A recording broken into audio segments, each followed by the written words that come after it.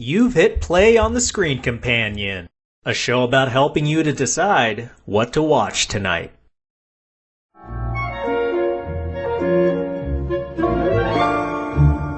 '90s kids movies, aka Gen Y childhoods.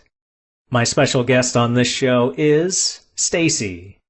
Sup, everybody? Yeah. We're going to talk about Home Alone from 1990 and Jumanji from 1995, both seminal kids movies from the 90s. Let's start with you giving us a little summary of Home Alone. You got a kid, huge family, who some magical way, through all this chaos during the holiday season, literally Christmas in a couple of days, gets left at home by himself and ends up having to defend the house against two bandits that are a piece of work, Marv and Harry.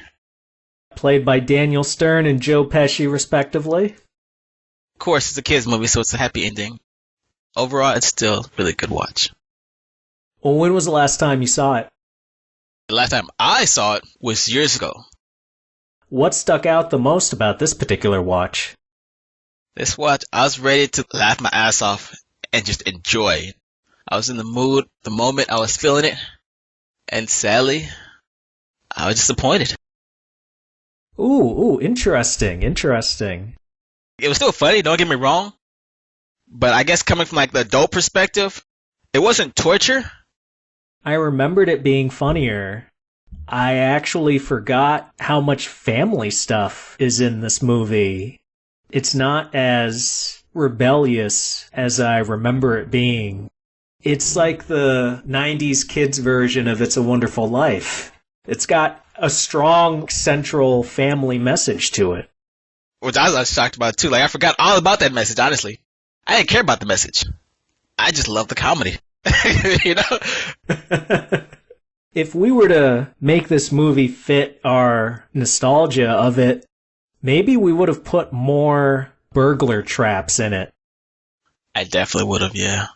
Skipping ahead, but that felt lacking. Felt a little lackluster for me. I remember there being a lot more as a kid. I don't know if I was laughing the whole time, just enjoying it, but it felt like I was missing some of them.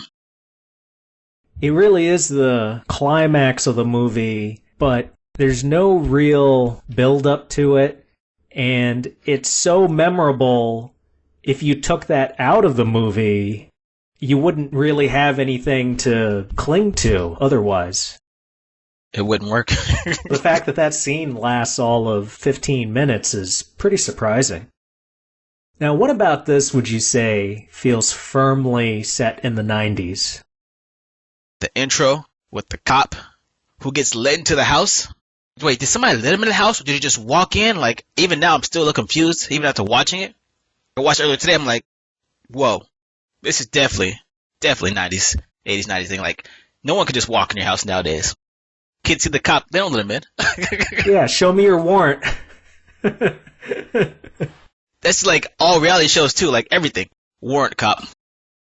And of course, there aren't any smartphones, no internet. Those were such the days.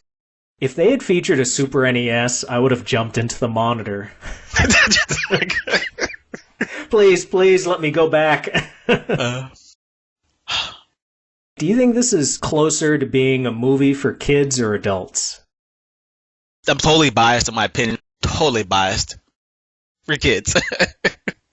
Think about it also, Stacey, from the perspective of somebody's first watch ever. It's gotta be kids, man. Straight kids. I enjoyed the scenes where he's acting more adult than anything else throughout the whole movie. Besides the ending, of course, you know. It's weird. Totally weird. The opposite of when I first watched it, man. Is it because it's like the Venn diagram where you as an adult are overlapping with the kid from your childhood? Probably. Probably, yeah. Oh, look at him. He's at the grocery store talking about coupons. Yeah, and he's like, what, first grade, second grade? Oh my God. He's so adult. I think he's supposed to be 8 years old, so maybe third grade, fourth grade. Exactly, man. At this time, like 80s, 90s, it was that simple? You can do, really? It was that simple? Please show him doing his taxes. Yes. Give me something I can relate to. I mean, there was the part where he realized he was home alone and he ate ice cream for breakfast. Yeah. I could relate to that. Yeah. Not that I do that all the time, but there have been certain meals I probably should have ate something better and I just went with junk food. I love that. If you were to assign a grade level to this movie, since you said you think it is more for kids, what grade do you think a kid should be in to really enjoy the movie? That's tough. Because when I first watched it, I vividly remember where I fell asleep on the movie, and then where I woke back up. And were you watching it with the whole family? Yeah, I think we were at the theaters too. Oh. Yeah. It had to have been a re-release, because you would have been like 1 year old when the movie came out. It probably was. I don't know. I'd say about probably fourth, fifth grade. I think that's where it's gonna peak. I was figuring fourth grade because younger than that, I don't think some of the humor will land. Because as much as it is for kids, there are definitely jokes hidden in the margins for parents to enjoy. Big Brother Buzz is he throws a lot of those out there, man. Yeah. Because there are at least a few strong themes in this, what one was the most satisfying to you? I'm about to be cheesy and go with the family. Like being thankful for your family? Yeah. Of course, my family wouldn't do all that stuff. I got left behind like he did. Let's be real. I know. I was so touched by the mom in this movie. Oh, yeah. The whole family's in France at this point, and she realizes they left Kevin home, and she's willing to do anything to get a plane ride back. Did you catch what she was offering to their one wife and husband to get their plane ticket back? There was a litany of things she was offering them. They got her first class upgrades to the other flight. They got a Rolex, $500. A pocket translator. Yeah.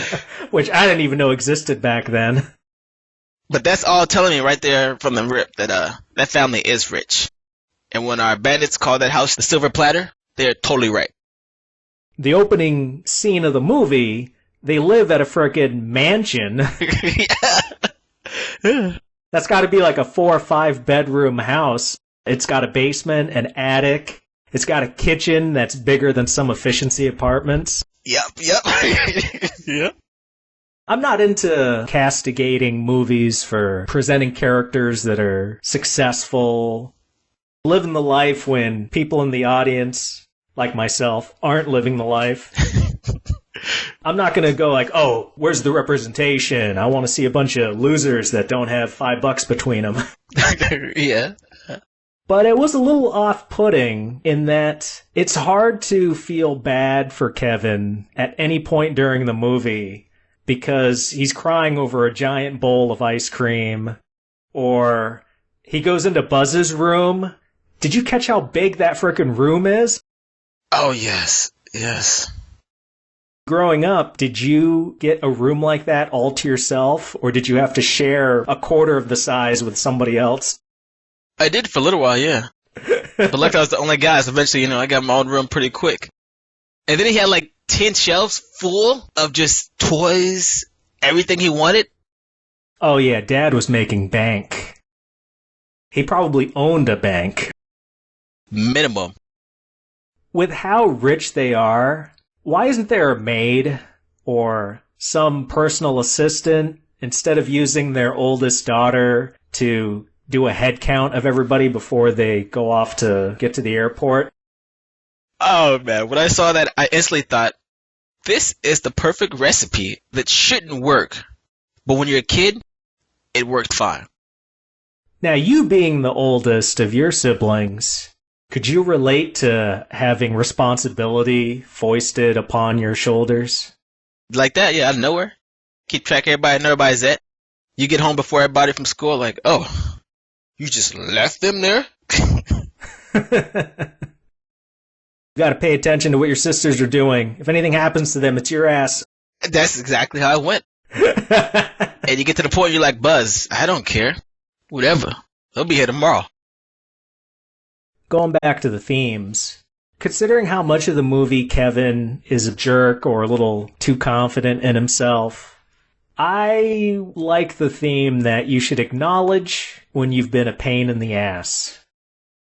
And with how much Kevin is a punk throughout the movie, it was nice to see him explicitly repent in the last act when he's at the church talking with old man Morley. The guy asks him, have you been good this year? And he says, no, actually I haven't. It's like, that's right, you little bastard. No, you haven't. You live next to me, don't you? You can say hello when you see me. You don't have to be afraid. Been a good boy this year? I think so. You swear to it? No. Yeah, I had a feeling. Well, this is the place to be if you're feeling bad about yourself. It is? I think so. I'm in kind of a pain lately. I said some things I shouldn't have.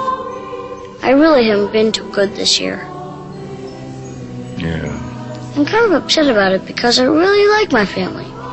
Even though sometimes I say I don't. Sometimes I even think I don't. Do you get that? I think so. How you feel about your family is a complicated thing. Especially with an older brother. I enjoyed that scene too. More than I expected the second watch. Way more than I expected to enjoy it. It's because back then you identified with Kevin. Now you feel like old man Morley. You're so true. It's so true. So true, dude. Same thing happened to me. It's like, true. I wish I had an old dude to talk to. Yeah. If I showed up at that church, I'd push that kid aside, say, hey, the adults are talking, okay? Sit over there for a second. Old man Morley, tell me what to do. Oh, man. Hey, how many crimes did Kevin commit during the movie? One. Wow. The obvious one, he shoplifted. Yep. Then you got, he did a B&E at the end of the movie, at the neighbor's pad. I thought of that too. It was in service of a greater good, but still. But the fact that we don't get any closure to that, now it affects me. When I was a little kid, I brushed it off at the neighbor's house, like how they caught him, because he broke in there, and the cops just show up, and they don't question what was going on. They just say, oh my god, these two burglars, we're taking them into custody. They're the wet bandits. Done.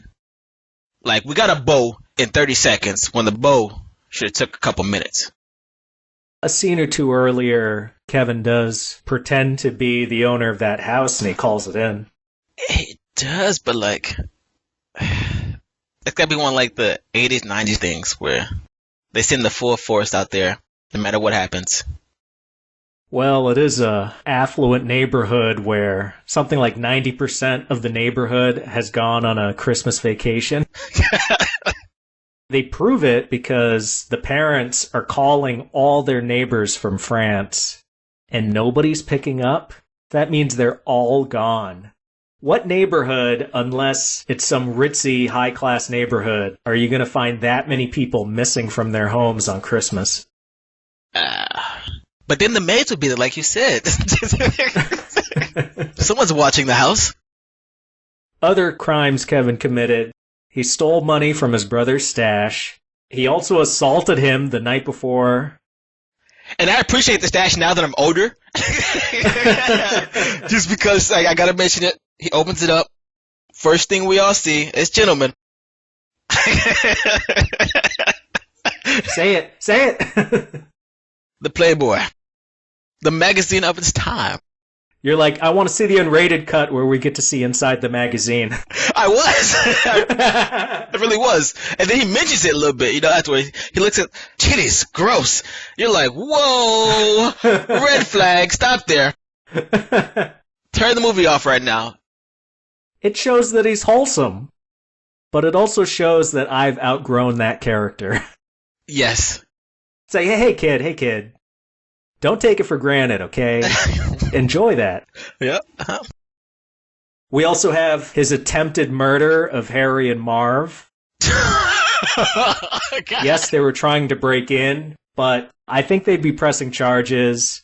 I don't know if there are any stand your ground laws in Chicago. I think on that lines, yeah, you're right. What he did to them was, oh my God, that was totally jacked up. When I saw that stuff, I was more in pain this time around. Hell yeah. I laughed with it, but I was in pain more, man. Like, oh, I could feel it. A darker version of this movie exists. Oh, I bet. Oh, and something that really took me off of Kevin's side is when he threatened the pizza guy. Oh, yeah. First he gives him a lousy tip, and then he scares him. Why? Why, man? Why would you do that to a hard-working college kid? He threatened him, did all that stuff, but then I laughed it off a little bit because I was like, man, they really played that track out hardcore. Because no way in the world he heard that all the way to his car. You didn't hear that shit all the way there. Your TV's not that loud. Wasn't it also the tiny television in the kitchen? Yep. Keep the change, you filthy animal.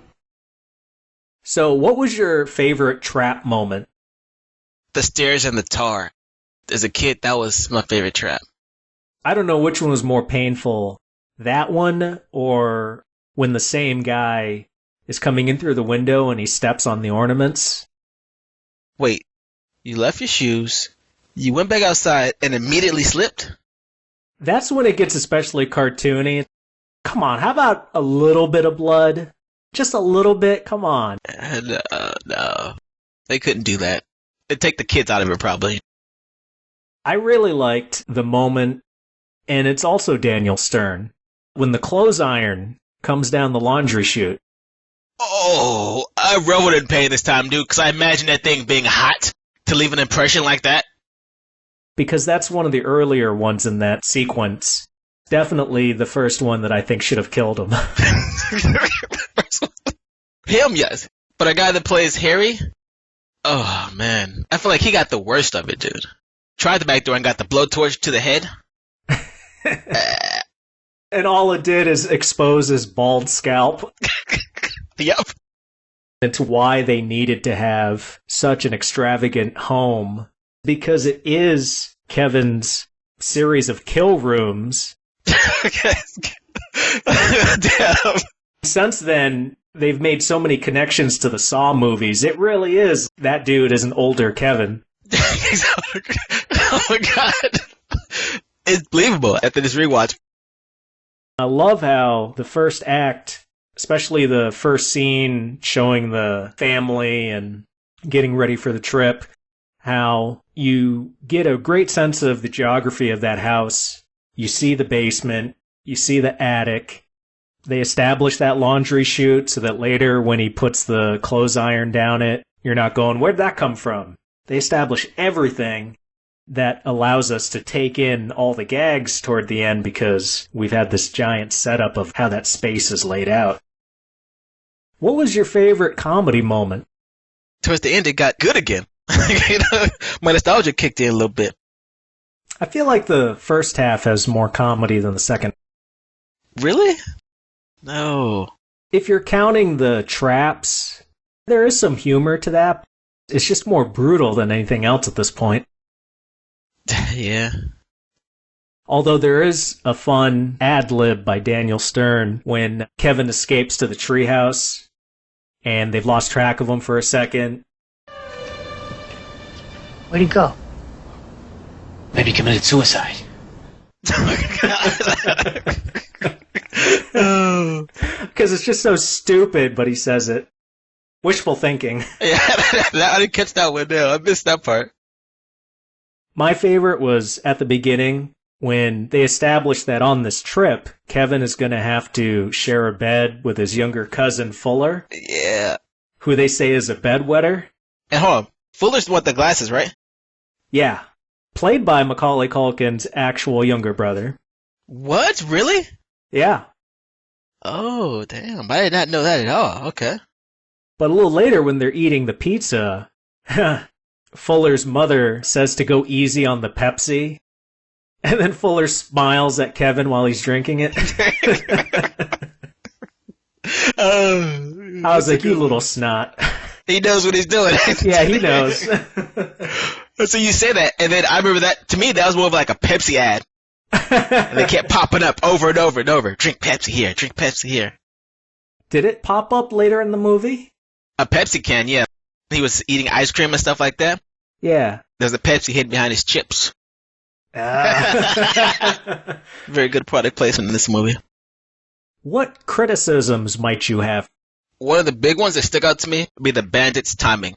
They're robbing a neighbor, and they hear the parents leave a message on their machine, so they go back to the house, and they find out Kevin's by himself. Kevin goes up to the attic and magically hears them downstairs talking to each other, and they say, I'm going to come back at 9 o'clock. Like, those bandits are on time, dude. They are the best bandits in the world. Perfectly on time. They're pros. Yeah. But then you think about it, Kevin had like an hour maybe to set up this whole elaborate thing at the house, draw up the plans and everything. I want to say he found out earlier than that, but there are some scenes in between, and it does feel like he really doesn't have much time to physically put it together. That's the magic of montages. They do in 15 seconds what would have taken him 4 hours. What would have taken him all day. Yeah. I wish there was more setup as to how Kevin is so good at making those traps. I wish they had said he was a Boy Scout, or maybe he helped make the haunted house that was put at the school gym every year. Some of those traps I don't think I would have been able to concoct. This guy was able to do all this. He was so adult-like. It's a total power fantasy, not just his ability to make traps, but his ability to have a mom and a dad. To live in that mansion like we were talking about. To be able to walk the streets without anybody with him and not get immediately robbed or kidnapped. Knowing how to ditch the kidnappers. And to have an old guy as your protector who doesn't have any lascivious motives.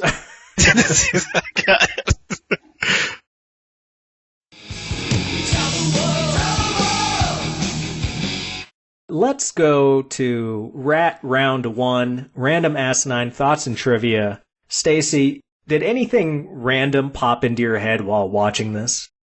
Yeah. Why am I watching this again at certain points? I was like, I feel like it's that adult thing, man. Like, a big dry spell was in that movie, dude. I think from his shoplifting all the way until probably when Marv and them found out he was by himself, 20 minutes or so. It was just dry. The only standout when he's going grocery shopping and that clerk is asking him questions because she's suspicious about him doing all the shopping.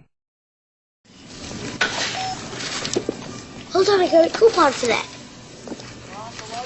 It was in the paper this morning.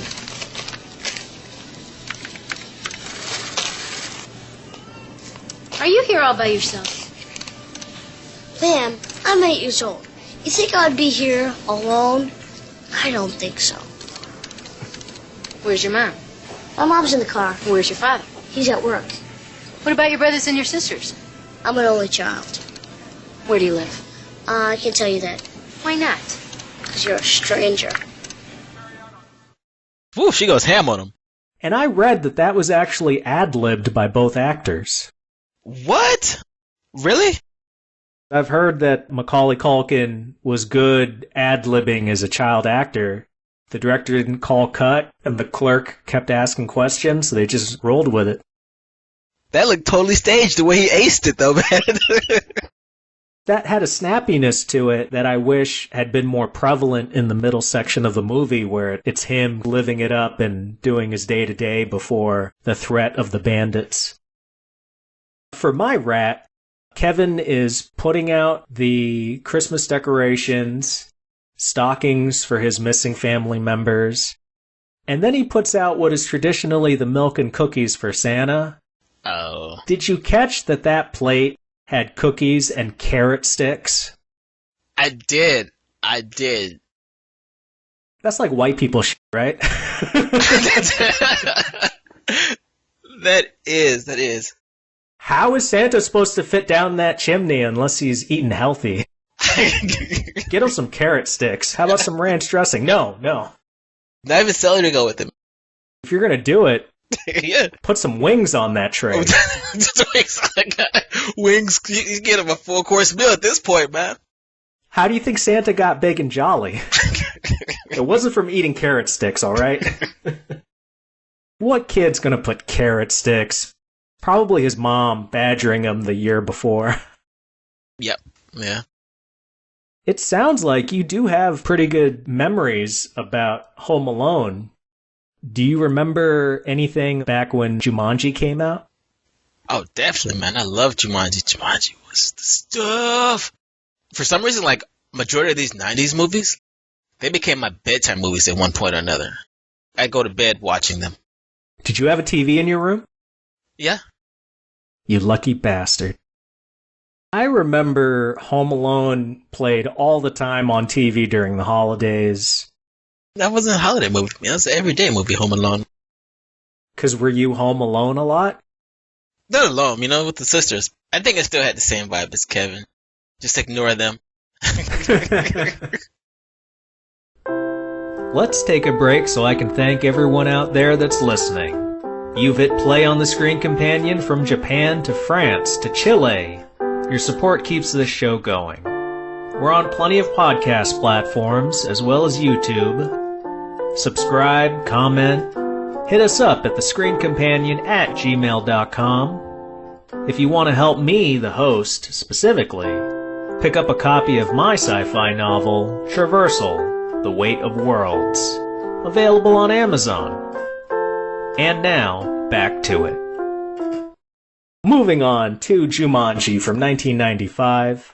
It takes place initially in 1969, where a boy and girl begin the eponymous board game that can conjure up a plethora of jungle dangers. The boy, Alan, gets sucked into the game and isn't let out until 1995, when 2 new children enter the game. Now, all 4 of them have to finish the game in order to reverse the destruction it's caused. Where does this rate on the Robin Williams acting scale? I say 4 out of 5. 5 being just peak of his career. Considering he has a reputation for raunchy humor and manic energy, the 90s, he was like a kids' movie god.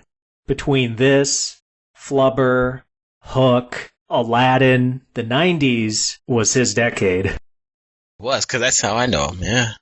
This isn't a 5 either. Like, that's the crazy part. This isn't him perfect. What would be a perfect Robin Williams character? What was the robot movie? Bicentennial Man? What was it, Bicentennial Man? That's the one where he's a robot who wants to be human. For someone that plays a robot that has this huge range of emotions, like does everything, I gotta watch it again. We gotta do the show on that one. What I noticed about this go around, between this and Hook, which were very close to each other in his filmography, this is the closest he ever got to being an action hero. He gives a very physical performance that isn't just to support his off-the-cuff humor. It's him wrestling crocodiles. It's him jumping down from cars, running. Very physical performance. That's true. And for this one, what feels firmly in the 90s? Those 2 kids that he meets, Judy and, what's the boy's name? Peter? Those 2 make it, man. They are 90s kids, bro.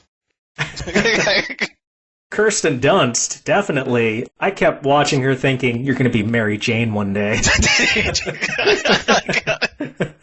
You say that, and I was like, I jumped back in Younger Me's shoes when I watched, like, damn, I remember she was hot. She was smoking. I thought she was the stuff. She was the girl. Future girlfriend. She had quite a career in the 90s as a child actor. I don't know if I would put her on the same level in terms of being identified with the 90s as I would Christina Ricci. Yeah, she wasn't my type. I can tell you, Younger Me, no. She looked good, but she wasn't girlfriend material. I agree. Kirsten Dunst, more girlfriend material. Although I wasn't too fond of her character in this movie. They set up that her whole shtick being sardonic about the way her parents died the previous year. And even when they're having an emotional moment with Robin Williams' character, Alan, they're talking about both their parents, his parents and their parents are dead. And she starts saying that they were saving people in Africa or something, I forget. But then her brother nudges her, like, stop lying about it. Yeah. I knew people like that in school, you know? This is high school. I knew a couple of chicks that were compulsive liars like that. Considering how small the cast is, I don't want one of them to be a liar for half the movie. I think that moment was supposed to be a comedy beat, but I wasn't digging it. I could kind of see it being comedy, yeah. To me, what makes this movie so 90s isn't so much the lack of technology or anything we're seeing on screen. I think it's that the way it's a mix of heart, action, and humor, it does it in a way that feels like a lost art. Nowadays, every character needs to constantly spout rude one-liners. They gotta reference pop culture, and they go through the motions without imbuing what's going on screen with emotion. Have you seen the sequel with The Rock? Is that the one with Kevin Hart? Yeah, Welcome to the Jungle. It's been a while. It's been like years. But yeah. I don't remember it too well, honestly. I saw it a couple years ago at a hotel. It's entirely forgettable. Even when I was watching it, I don't think I was really invested in any of the characters. Whereas this movie, it sets up the drama, Alan being sucked into the board game for 26 years. To me, this was more of like a horror movie for kids, honestly. I'm so happy you said that. Like a horror thriller type thing. Yeah. The first 30 seconds sets you up for something really dark. And if you're young, it puts you in like a mindset, a little zone with the music and everything. The score is really good for this too. Oh, it is. And it plays more scary in the front part of the grand adventure with the board game. They don't try to be as scary in the second half. Yeah. It just gets louder in the second part with the stampede, and the spiders were kind of freaky, but not really, because they didn't do anything. They just shuffled around. You got the light, and that was good. That was dark. Oh, music stopped for a second there. I love that. It would have been nice if they did something more with Peter turning into a monkey. Although you notice how, as the scenes go on, the makeup gets more pronounced. Yeah, I appreciate that, Dad. That was a good bit of detail. It's memorable. And for this, do you think it's closer to being for kids or adults? This one, I think, is a 50-50 split. The premise is just timeless. Definitely it can appeal to both. Certain parts I drifted out, but I didn't drift out nearly as much as I did for Home Alone. It did just enough to keep me in. The music brought me back. Like, it really just reset the mood for me every time something happened. There is a lot of energy with the calamity that the board game creates. I wish they did more puzzle solving. Like when Peter hangs off of that log and grabs the board game out of the river. Stuff where they have to think a little bit how to solve certain problems. Instead, it's mostly just them running. Running for their lives. Yeah. And what grade would you say a kid should be in when they're watching this? The grade would depend on like how they perceive it. It's going to be dark to them. What, about 6th grade? I said 2nd grade because if we're talking enjoying the movie, the younger you go, the scarier it is. And I think that's more impressionable than maybe just the fun feeling of it that you have as you get older watching it. You want to be around the age of kids that start the board game. That's like the primo, right? That's like, what, middle school? Maybe Peter is high elementary school. I'd say middle school. At that age, you kind of like, the chick was, she's like, I'm done with board games. Forget this. I was 7 when the movie came out. Oh, damn. This is by coincidence. I wasn't considering this when I said 2nd grader, but I would have been a 2nd grader. Wow. And I remember enjoying the movie and also being a little more freaked out during certain scenes. That's probably why it gave me a much darker film. I was much younger then. Oh, my God. Oh, man. I was like, 4 or 5. So yeah, I probably ended up being like 7 through 10 when I first watched it. Like, actually watched it. I could imagine somehow we're in the theater together at that time. I'm loving it and you're crying. Yeah. Oh, maybe 5 is too young. But 7, spot on. It's going to be no surprise to say that those of us on the show get geeky sometimes. TV, movies, what have you. It just so happens both Stacey and myself do enjoy board games, and not just the typical Monopoly, Stratego stuff. Do you have any questions or comments about the rules of the actual game? No, but I was taken aback this watch through when I realized that, like, everybody, the first thing they did when they opened the board game was what? Read the goddamn instructions. Why? You're kids. Why? What is this, you know? Jumanji. A game for those who seek to find a way to leave their world behind. You roll the dice to move your token, doubles gets another turn, and the first player to reach the end wins. You want to play? What do you mean? It makes sense. Why wouldn't you read the instructions? It makes sense, but like, come on, man. When you're a kid, when you got something brand new, did you automatically go straight to the instructions? No. And if it was a board game, you didn't do that. No, but maybe if I discovered it buried deep in the side of a ditch the way Alan does at the beginning of the movie, then maybe I'd be more interested in reading what it's about, this mystery item. You see, he did, but at the same time, they missed the fine print. And our new age kids, guess who found the fine print? Your crush? Yep. That was convenient for the script. There isn't a whole lot to that board game. There are 2 panels on either side with words. The people that discovered it at the beginning in 1969, they only read 1 flap. Come on. It's not even that long. It's like a paragraph. But it's the fine print. It's tiny, man. It's that 12 Times New Roman. Italicized. With the games we've played, this probably feels more like an American board game than a European one, right? Oh, heck yeah. It's like one of those really simple ones. I wish they looked at the bottom to see if it was like ages 4 and up. It probably would have been.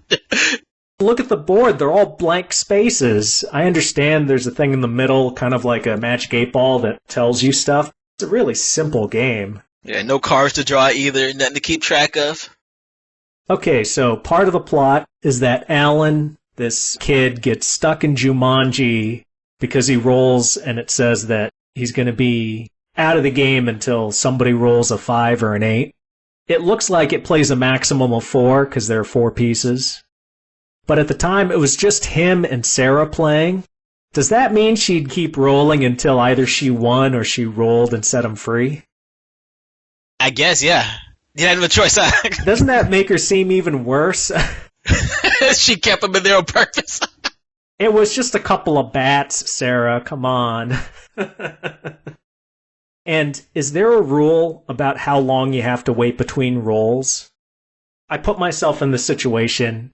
I'm like, okay, Stacey and I, we get caught up playing this crazy game, life and death situation. I would just keep rolling. You know, you roll, I roll, and just keep rolling so that the game would finish before all the bad stuff happens. It's got to have like some kind of stopper, you know, like you must experience some bad stuff at some point. Like you got to go through the whole motion. Like you got to see the mosquitoes come in. Something's got to stop you. Can't just keep rolling. The rules with the game and how nebulous they are, it's as hard to follow as the Gremlins in the movie Gremlins and the rules associated with them. This doesn't quite make sense. It doesn't, but it works. It works for the scenario. Oh, and since the game reset time once it was finished, Which got me when I was a kid. That tripped me up big time. does that mean they could have all died and just been brought back because the game would have ended? Yeah, you're right. Yeah. If there's no more players, the game's over. And it seems like once the game ends, time reverts, which actually ends up making it less dangerous and more fun. Because you're like, okay, if anybody dies, they'll be back once the game's over. Bro, get that lion. That's okay. Although that means you'd still have to experience being eaten by a lion. Yeah, that part. Although, in the way that people break games and come up with their own rules, I would hear the drums and I would grab that board game and I would keep it in my collection and I would roll once and then just leave the game unplayed on my deathbed and then I would roll again. Oh, God. And then once I die, the game resets and then I would just keep living infinitely. So it would reset back to back to when you did the original roll? Yeah, back to when I first got the game, right? That's what happened to the kids. Yeah. Once everything resets, I understand that it means Alan never got sucked in the board game. It's 1969. He's got a new girlfriend. He's got a good relationship with his folks. They never get heartbroken because he disappeared. How is it that they can change the timeline and they remember the other kids? Robin Williams' character and Sarah, played by Bonnie Hunt, they're adults in 1995. Them in the 60s, they retain their memories. And then the kids from the 90s also retain their memories. Do they retain their memories? I think they kind of hinted towards they did, because the kids gave them, like, they look like, I kind of know you. They weren't weirded out by the way that couple fawned over them. But your parents are still alive. They didn't die. Yeah. That's got to be discombobulating to remember the sadness over your parents dying. And how much does it suck for those parents who died in a ski trip in Canada? If I was those parents' kids, I would never let them ski ever again. And the whole time the parents were like, why? Why won't you let me go skiing in Canada? There was this board game and you were dead and... We just can't have that. What were some of your favorite scenes or performances? Besides Kirsten Dunst's winning smile. We're talking about young me back then. Did you see her in Interview with a Vampire? Nah. You're not going to have a crush on her in that movie. What? Why not? She plays a frickin' bloodthirsty vampire. Oh, that's fine. Let's get over it.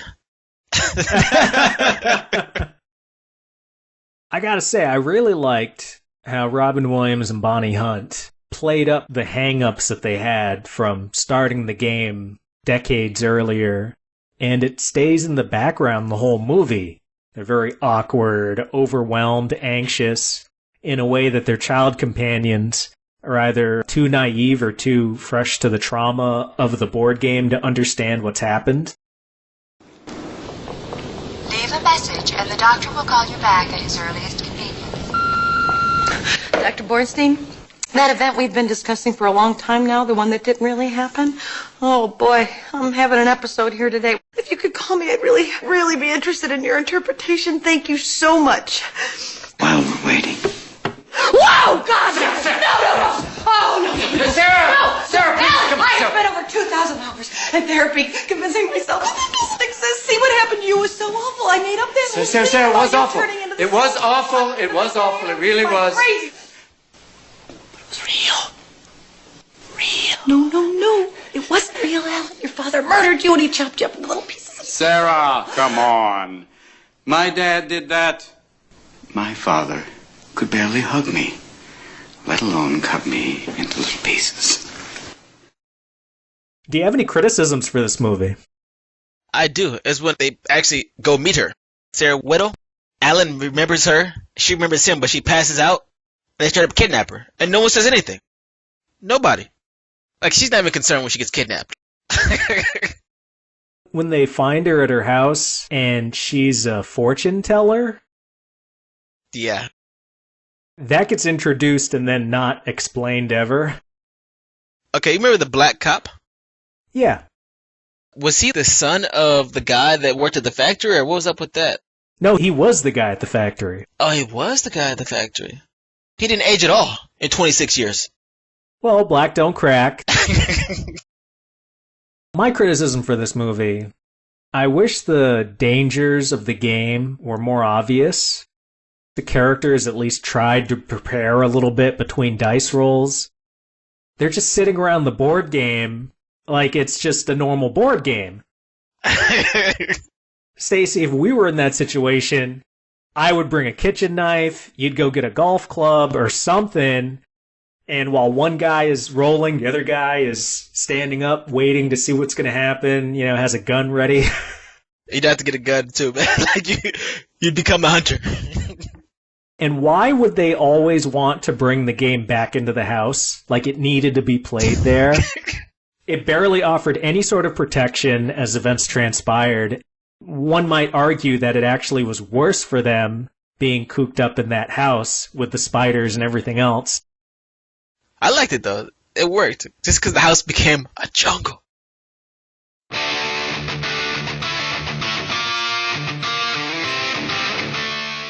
Our final round of random asinine thoughts and trivia. Do you have anything for Jumanji? I wish we got to see more of him in the jungle. Since we played so much outside, I want to see like him growing up in the jungle. His life, what was like. Because we get a hint of him when he sees the magical bathroom. He's like, oh yes, no more banana leaves. And being an adult, I'm like, oh, he's got to take a shit. Isn't it creepy how Kirsten Dunst is listening at the door? Yeah. I wanted to hear some sounds of poopy going into the water. I'm sure you're like, Kirsten, you can listen to me on the other side of the door whenever you want to, baby. You can come in if you like. I definitely. Oh my God. My bit of rap for you. I like that the fictional town of Brantford, New Hampshire, actually feels like the Granite State. I am a Granite Stater. I grew up an hour away from where a lot of this movie was shot. What? They shot it in Keene, New Hampshire. Unlike LA, where you're from, believe it or not, New Hampshire doesn't get brought up a lot in movies. The most we can hope for is that they'll show the greater metropolitan area, go down to Boston. And of course, they always, in movies, got to play up the Boston accent. And they do actually have some characters in this movie with a New England accent, but they don't overplay it. I like how you have David Alan Grier. He's great. I just fairly recently saw Dr. Sleep with Ewan McGregor, the follow-up to The Shining. It takes place in a small town in New Hampshire. The locations don't look like New Hampshire. The movie features a little black girl. Not to say we don't have black people in New Hampshire. However, my dad and I were laughing about it. There's a scene where she's in school, and in the background, there's like at least 50%, if not more, of the kids in the background are minorities. Whoa. What? And they're just a bunch of minorities in the movie. They're doing it for inclusivity and diversity. Fair enough. However, if you do that in every movie that's depicting every place, especially in America, it comes off as so cheesy and so generic because every place is a multicultural space, and that's just not true. It's definitely not true. We have some blackness in this movie, Jumanji, but they don't go overboard with it like it's some ethnicity summit. I'm living proof that the state does have minorities. Hollywood, you need to get your act together and actually show it the way it is. I understand you want to put more minorities in your movies. Save it for the movies that take place in cities. Save it for your Friday Part 5. When Friday after next Friday of the next Friday comes out. That's right. Friday for the New Year. I remember even back when the movie was being shot, of course, the state's so small, everybody was hearing about it. Oh my God, they're shooting a movie with Robin Williams just down the street practically. An hour away down the street. Oh my God. Well, like 10, 20 minutes, LA, that's down the street. And now, the final segment of the show. TLDL, too long, didn't listen. I'm going to throw some questions at you. Try to give me nice, short, sweet responses. Which movie would you put on for a group of kids having a sleepover? Home Alone. Which one would be a better watch for the whole family? Jumanji. Where does this rank in Macaulay Culkin performances? Not notoriety, but actual performance. Top, middle, or bottom tier? It's the pinnacle right here. Top tier. Can't believe you said that. No way. Oh yeah, S+ for Macaulay Culkin here, man. I'm curious to see if his performance is much different in Home Alone 2, but I just really wasn't buying a lot of his scenes. His acting felt like he was a child actor acting. He did, but it's part of it. You go into it expecting that. Great that you set the bar that low. You have to, because it's a child actor, dude. I set the bar higher with my nostalgia, sir. Higher nostalgia. Okay. I want to bask in my nostalgia. I don't want to just say, that'll do. That'll do, pig. That's gonna be. That will do. What would have been a better addition? Kevin having a friend to play off of, because for a lot of Home Alone, he's just by himself. Or if David Alan Grier had been a main part of the Jumanji crowd. David Alan Grier, was he the huntsman? No, he was the black dude, the cop. Oh. How do you not know David Alan Grier? You need to watch more In Living Color. He brought like a nice comedy element. He did. I wish there was more of them. At the same time, if Home Alone had someone to play off of, he could have done more with the little bit of time he had. What about that annoying kid when everybody's getting on to the shuttles? Took his place, sounded just like him, exact height, very similar build. I wish he had showed up later so that Kevin could talk to another kid his own age. I said the other kid. It could have gave some good dialogue, especially at the store, if they were caught shopping together. We know Home Alone is played a lot at Christmas. Could you see Jumanji being played at Halloween? Yeah. What's harder to accept? The lack of established rules in Jumanji, or the fact that none of the Wet Bandits' injuries seriously hurt them? Oh, God. Okay, I'm going to go with adult perspective on this. Adult perspective. I'm going to say the Wet Bandits' injuries. That bugged me way more. I just accepted that as part of the tone of the movie, that it's supposed to be slapsticky, and obviously if they were really getting hurt, that would bump up the rating. Yeah. It was hard for me to feel some of the tenseness for Jumanji, because really, it is like playing Sorry or some really simple board game. The only thing those characters in the movie know is that they have to roll. Oh, and don't cheat. Yeah. Don't cheat or you'll be turned into a monkey boy. How many times have I yelled that at you when we were playing? Damn it, Stacey, if you keep cheating, okay, you're going to be turned into a monkey boy, okay? That's like a classic insult hurled at board game stores. Have you seen this monkey boy? He cheated. Banned for life. But I think that's why I was there to let it go. For time's sake, you just got to keep pushing forward in Jumanji. You know, you can't look back. I think that's the jungle thing. You know, just keep running. Keep going. And if somebody's our age and they want that nostalgia hit, which movie should they return to? I got to break this up. Home Alone, watch the last 20 minutes. Bam, you get your fix there. Jumanji, watch the first 30 seconds. Fast forward to where the lion pops in. And our boy Alan is there to save the day magically. Give that 20 minutes. Skip to the last 15 minutes. You're good. Jesus.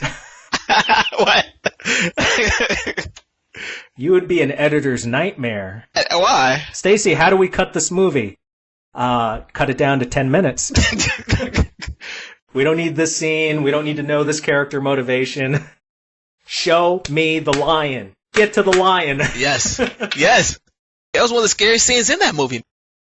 That lion had a lot of character. He was a cool lion. And I loved when the aunt walks in on the lion sleeping on the bed. He was grooming? Just looks more annoyed than anything else. It's almost like he forgot he's part of the game. Yeah. I don't want to kill you anymore. Just leave me alone. I'm hanging out.